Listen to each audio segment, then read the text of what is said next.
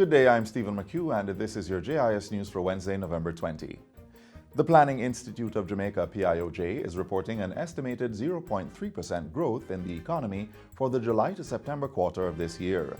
Director General Dr. Wayne Henry says this is relative to the corresponding period last year. He was speaking at the agency's press briefing on Tuesday. The projected outturn for the July to September 2019 quarter largely reflected the positive impact of increased domestic demand, pushed by record levels of employment, increased consumer and business confidence levels, which spurred investment and consumer demand, and continued stability in the macroeconomic environment, which augured well for the business environment. According to Dr. Henry, outturn for the period was driven by an estimated 1.2% growth in the services industry, despite a 2.1% decline in the goods-producing industry. An overall assessment of the January to September 2019 period revealed an estimated 1.2% growth in the economy. The Director General says projected growth for the October to December quarter will range between 0 and 1%. The Development Bank of Jamaica, DBJ, has launched a new entity aimed at fostering the development of a local and regional alternative investment industry. The not-for-profit entity, called the Caribbean Alternative Investment Association, is being operated through the bank's Jamaica Venture Capital program. It will promote expansion of private equity, venture capital, real estate, private capital, mezzanine financing, and other alternative investment instruments. This is good for Jamaica and the wider Caribbean when taken against the background that globally the Caribbean is being considered as a bloc. It therefore means that the association will become the voice that speaks collectively on behalf of its members, thereby placing the Caribbean more effectively on the world's alternative investment stage. The DBJ's managing director was speaking at the official launch recently.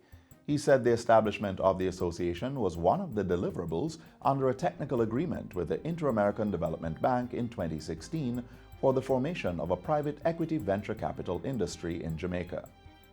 In other news, Prime Minister Andrew Holness says government will soon launch an updated National Plan of Action for an Integrated Response to Children and Violence, the NPACV. The plan was completed with the support of UNICEF and includes a roadmap for its implementation and monitoring.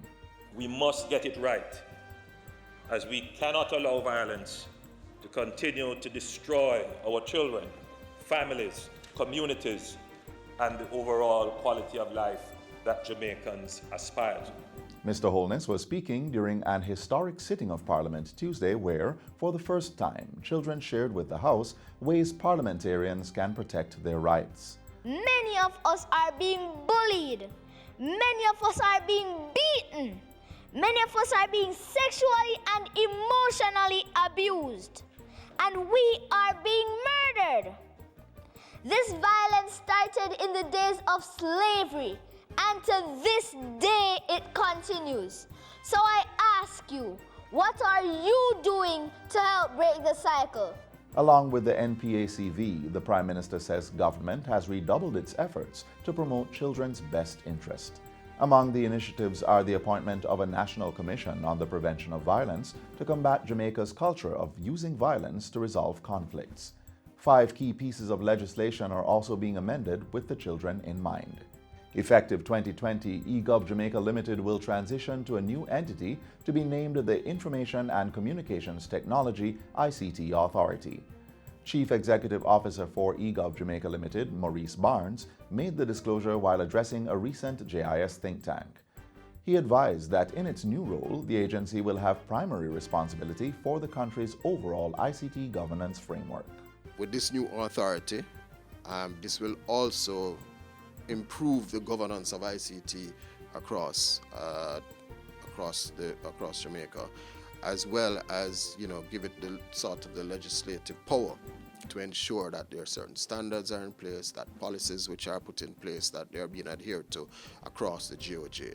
Currently, eGov Jamaica Limited is responsible for implementing ICT projects across government ministries, departments, and agencies. Meanwhile, the CEO said the infrastructure for a government data exchange platform, which would facilitate secure and seamless transfer of information between state entities, was being instituted. And finally, As of December 16, parents and caregivers will have access to a new mobile app which aims to change negative parenting behaviors and achieve positive outcomes for children.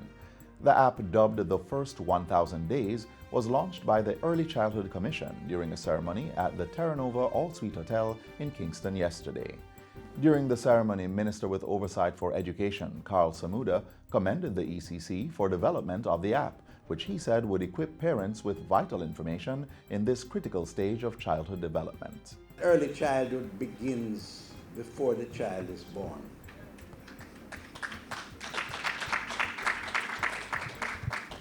The psychological impact that the parent, the mother, has on the child before it's born has an influence on the child's development throughout life.